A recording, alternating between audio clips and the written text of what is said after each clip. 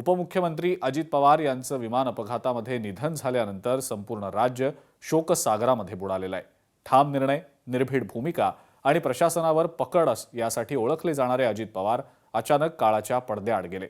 अजित पवारांच्या मंत्रालयातल्या 6व्या मजल्याच्या दालनामध्ये सध्या नेमकी काय स्थिती आहे याचा आढावा आमची प्रतिनिधी मीनाक्षी म्हात्रे हिने घेतलाय, पाहूया। राज्याचे उपमुख्यमंत्री अजित पवार यांचा विमान अपघातामध्ये मृत्यू झालेला आहे आणि त्यानंतर आपण पाहतोय संपूर्ण राज्यावरती दुःखाचं डोंगर कोसळलेला आहे। खरं तर संपूर्णतः राज्य जे आहे ते मात्र शोककळेत बुडाळलेलं पाहायला मिळतंय। मी सध्या मंत्रालयात आहे, ज्या ठिकाणी दादांचं दालन आहे।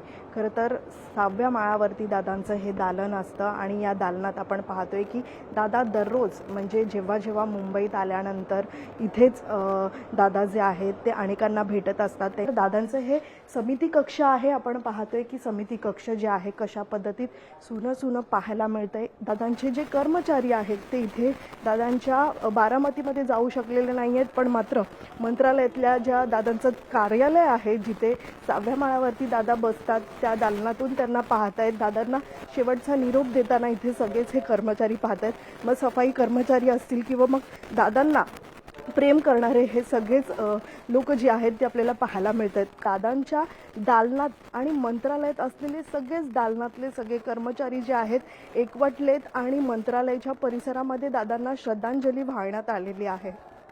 यशसह मीनाक्षी म्हात्रे, लोकशाही मराठी, मुंबई। लोकशाही मराठी ऐका, पहा, जागरूक रहा।